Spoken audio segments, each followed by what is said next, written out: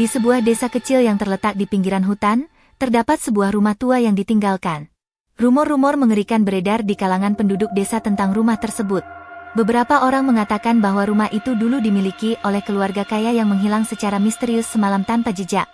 Yang lain berbicara tentang suara-suara aneh yang terdengar di malam hari, dan bahkan ada yang bersumpah bahwa bayangan-bayangan menyeramkan sering terlihat bergerak di sekitar jendela rumah. Namun, meskipun desas-desus menakutkan itu, sekelompok remaja dari desa memutuskan untuk mengadakan perjalanan petualangan ke rumah tersebut.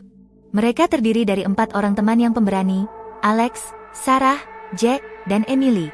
Dengan hati-hati, mereka mendekati rumah tersebut saat matahari mulai tenggelam di balik pepohonan hutan.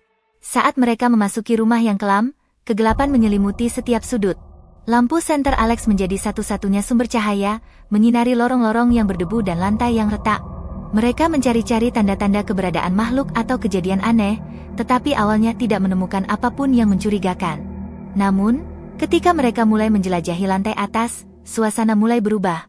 Suara langkah kaki yang samar-samar terdengar di luar pintu kamar yang tertutup rapat. Emily, yang paling penasaran di antara mereka, melangkah maju dan membuka pintu itu dengan tangan gemetar. Di dalam kamar, mereka menemukan sebuah buku catatan tua terbuka di atas meja kayu. Di dalamnya, catatan-catatan yang tertulis dengan tinta merah gelap memberikan petunjuk tentang apa yang terjadi di rumah itu. Mereka membaca tentang kejadian-kejadian aneh yang terjadi pada keluarga yang tinggal di sana, tentang penampakan bayangan yang tak terlihat dan suara-suara yang membingungkan yang menghantui mereka di malam hari. Ketika mereka tengah asyik membaca catatan-catatan itu, tiba-tiba mereka merasakan bahwa ada sesuatu yang tidak beres di sekitar mereka. Udara menjadi dingin, dan suara-suara aneh mulai terdengar di sekeliling mereka. Mereka merasa terpaku ketakutan saat bayangan-bayangan gelap mulai bergerak di sekitar ruangan, dan serangan yang tidak terlihat terasa mengancam.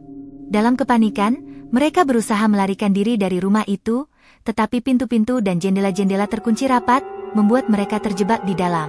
Dalam kegelapan yang menyelimuti, mereka merasa seperti terjebak dalam perangkap misterius yang mengancam nyawa mereka. Hingga suatu saat, ketika semua harapan tampaknya telah hilang, terdengar suara lemah yang memanggil mereka dari lantai bawah. Mereka dengan enggan mengikuti suara itu dan menemukan sebuah ruangan tersembunyi di bawah lantai, yang menyimpan rahasia kelam tentang rumah itu.